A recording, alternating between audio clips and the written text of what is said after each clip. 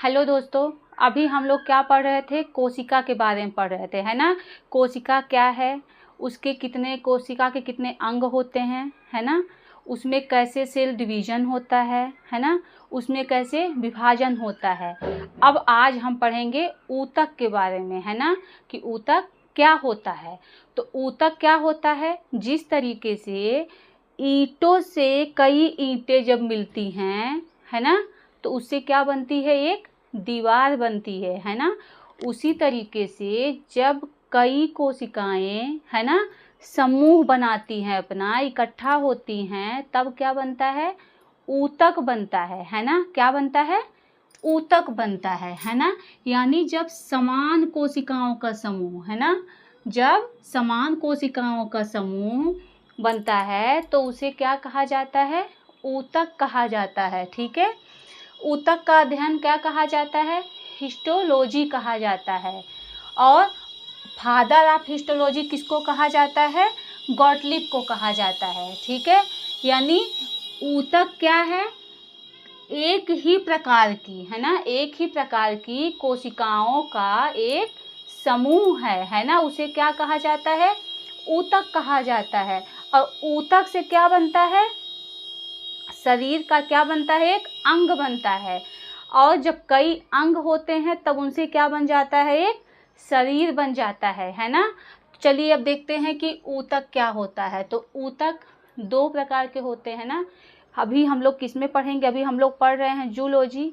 तो जूलॉजी में कौन कौन से ऊतक पाए जाते हैं, जीव जंतुओं में, है ना, कौन कौन से ऊतक पाए जाते हैं, अभी हम उसके बारे में पढ़ेंगे। ठीक है।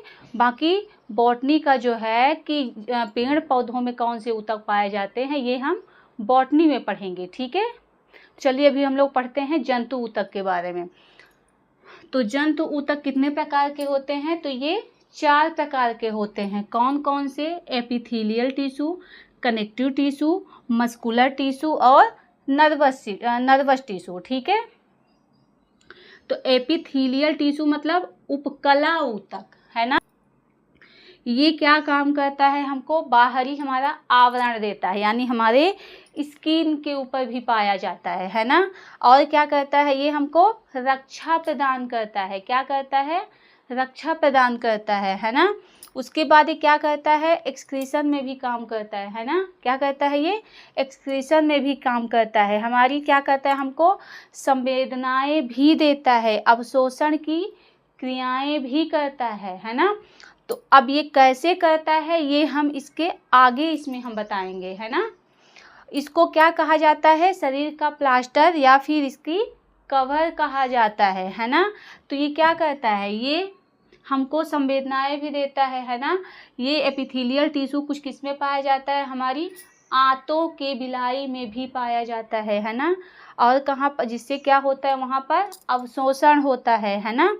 उसके बाद कुछ कहाँ पाई जाती है, ग्रंथियों में भी पाई जाती है, वहाँ से भी क्या होता है, एक्सक्रीशन होता है ना। तो ये हमारा क्या हो गया, उपकला ऊतक। ठीक है। उसके बाद है कनेक्टिव टिश्यू, या ये तो नाम से ही समझ में आ रहा है, ये क्या करता है, कनेक्ट करता है। जैसे ब्लड क्या करता है, हमारे पैर से लेके सर तक क्या करता है, ये फ्लो करता है ना। तो एक प्रकार से क्या है, ये कनेक्शन है ना। हमारी लिम्फ हो गई यानी लसिका, है ना। उसके बाद हड्डियां, हमारे सर से लेके पाँव तक क्या है, एक लाइन में क्या बनी हुई है, हड्डियां जुड़ी हुई हैं, है ना। तो ये सभी क्या है, हमारे कनेक्टिव टिश्यू हो गए। ठीक है। उसके बाद है मस्कुलर टिश्यू। मस्कुलर टिश्यू का क्या काम है, ये पेशियां बनाता है, मांसपेशियां, है ना। क्या करता है, ये हमको मांसपेशियां बनाता है। ये क्या करता है, हड्डियों और इस जो स्किन है इसके बीच में पाया जाता है ना। क्या करता है, ये बीच में पाया जाता है। ये हमको क्या कराता है, ये गति करवाता है ना। क्या कराता है, ये गति कराता है, हमको आकार प्रदान करता है। कौन करता है, ये मस्कुलर टिश्यू करता है। अब इसके आगे पढ़ेंगे, है ना, कि इसमें कौन कौन से भाग होते हैं, है ना। उसके बाद आ गया हमारा नर्वस टिश्यू। नर्वस टिश्यू यानी तंत्रिकी ऊतक, है ना। ये कहाँ होता है, ये हमारे मस्तिष्क में पाया जाता है। मस्तिष्क में कहाँ, हमारे न्यूरॉन में पाया जाता है ना।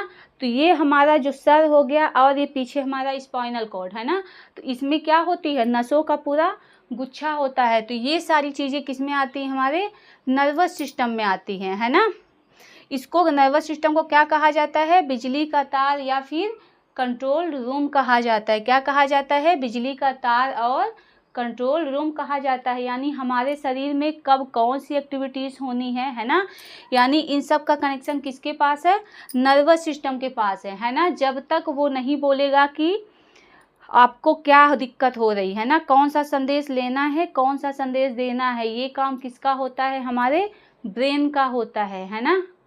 अब देखिए एपिथेलियल टिश्यू के बारे में, है ना। एपिथेलियल टिश्यू कितने प्रकार के होते हैं, तो ये होते हैं 4 प्रकार के। पहला होता है स्क्वैमस, है ना, जो कैसा होता है, सल्की आकार का होता है। जो कैसा होता है, सल्की आकार का होता है ना, ठीक है, इस तरीके से होता है जिसकी संरचना, है ना।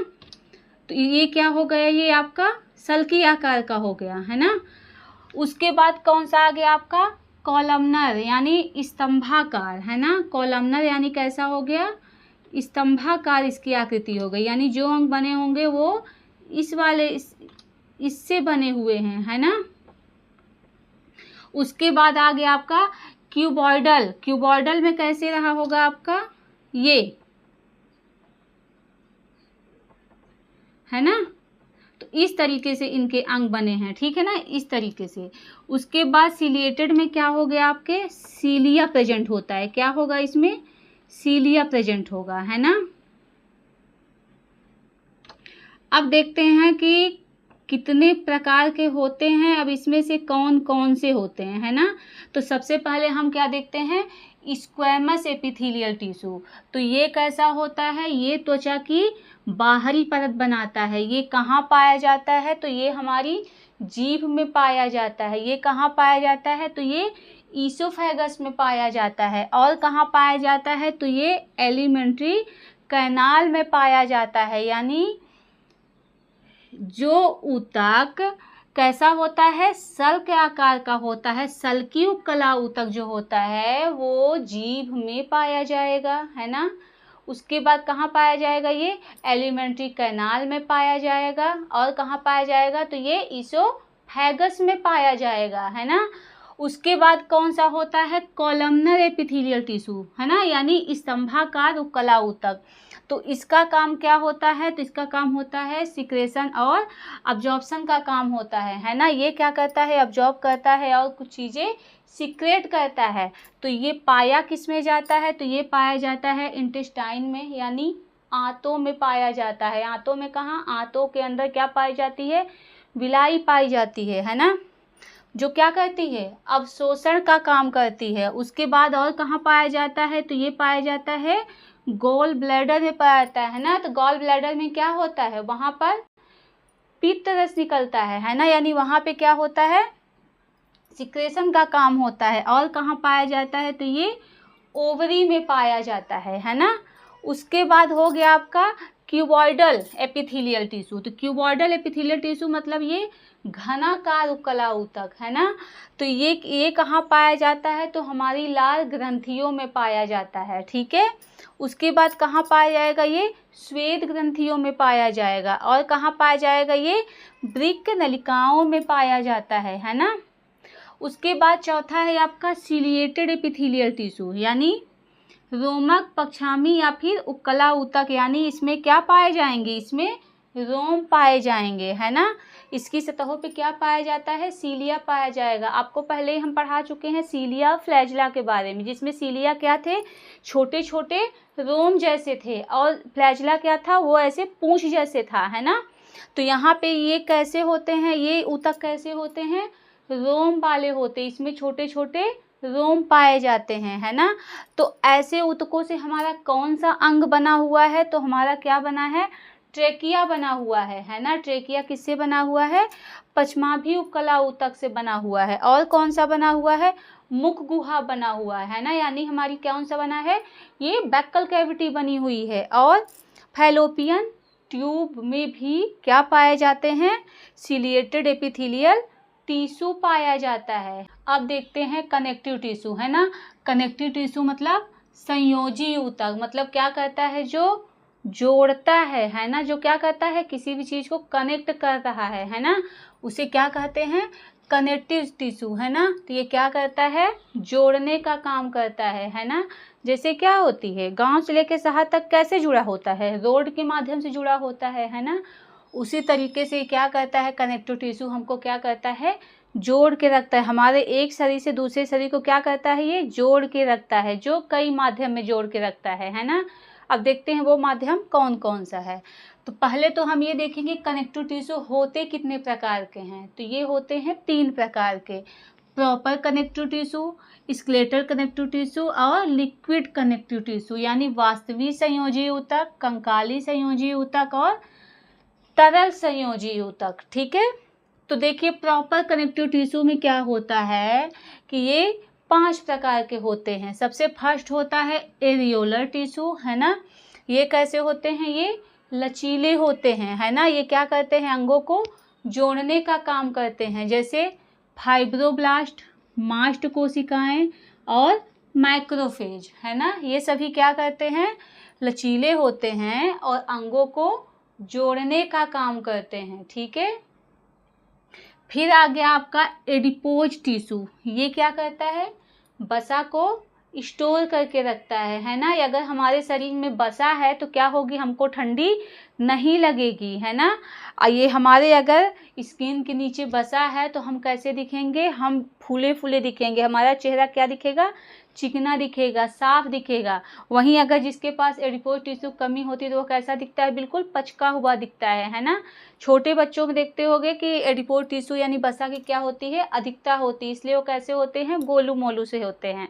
और वहीं आप देखोगे बूढ़ों में देखोगे तो उनमें क्या होता है, उनमें झुर्रियाँ पड़ जाती हैं। क्यों, क्योंकि उनके अंदर क्या होती है, वसा की कमी होने लगती है ना। उसके बाद होता है वाइट टिश्यू। ये कहाँ पाया जाता है, हमारे हमारे ब्रेन में पाया जाता है ना। हमारे ब्रेन के अंदर क्या होता है, कौन सा टिश्यू पाया जाता है, ये वाइट टिश्यू पाया जाता है ना। वहाँ पे क्या होता है, जो लिक्विड होता है वो कैसा है, वाइट होता है। ठीक है। उसके बाद टेंडन टिश्यू, है ना। ये क्या होता है, कंडरा ऊतक या टेंडन टिश्यू। ये क्या करता है, पेशियों को हड्डी से जोड़ता है ना। ठीक है। उसके बाद है लिगामेंट टिश्यू। ये क्या करता है, हड्डी को हड्डी से जोड़ता है, यानी हमारी एक हड्डी को दूसरे हड्डी से कौन जोड़ेगा, तो लिगामेंट जोड़ेगा। लेकिन अगर मांसपेशी को हड्डी से जोड़ना है ना, ये तो नहीं कि हड्डी हड्डी से जुड़ा, भाई वो मांसपेशियों से भी जुड़ा हुआ है। तो जहाँ पे हड्डी क्या होती है, मांसपेशी से जुड़ी होती है, वहाँ पे कौन सा ऊतक जुड़ा होता है, वहाँ पे होता है आपका टेंडन होता है ना, यानी कंडरा ऊतक होता है। और जहाँ पर हड्डी किससे जुड़ी होती है, हड्डी से जुड़ी हुई होती है, वहाँ पे कौन सा ऊतक होता है, वहाँ पे होता है हमारा लिगामेंट होता है। ठीक है। अब देखिए आगे आपका स्केलेटल कनेक्टिव टिश्यू, है ना। तो स्केलेटल कनेक्टिव टिश्यू में कौन कौन से आते हैं, अस्थि आता है और उपास्थि आता है। ठीक है। तो इसमें जो अस्थि होती है कैसी होती है, ये कठोर होती है ना। कैसी होती है, ये कठोर होती है।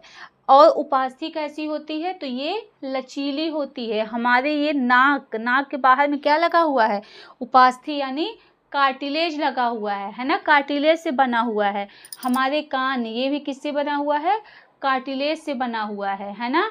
और बाकी आप हमारे हाथ में देखिए, पैर में देखिए, है ना, ये सब क्या है, यहाँ पर हमारी अस्थियाँ होती है, बोन होता है। ठीक है। अब बाकी इसका डिटेल में आपका ये अलग से चैप्टर है ना। तो उस चैप्टर में हम इसके बारे में डिटेल से पढ़ेंगे। ठीक है। यहाँ पे हम लोग पढ़ रहे हैं ऊतक के बारे में, तो इसलिए हम ऊतक के अकॉर्डिंग हम यहाँ पे आपको बता रहे हैं। ठीक है। उसके बाद आपका आ गया लिक्विड कनेक्टिव टिश्यू, यानी तरल संयोजी ऊतक। ये क्वेश्चन में भी आपका आता है, तरल संयोजी ऊतक कौन सा है। तो इसमें कौन सा है, आपका ब्लड हो गया और लिम्फ हो गया, है ना। ब्लड भी 3 प्रकार के होते हैं, है ना। लेकिन ये ब्लड, लिम्फ, ये सब क्या इसका चैप्टर है, तो इसको भी हम इसके चैप्टर में डिटेल से पढ़ेंगे, है ना। कि ब्लड क्या होता है, उसमें आरबीसी कहाँ पाया जाता है, वहाँ डब्ल्यूबीसी कहाँ पाया जाता है, वहाँ प्लेटलेट कहाँ पाया जाता है, ये सारी चीज़ें हम ब्लड चैप्टर में पढ़ेंगे। ठीक है ना।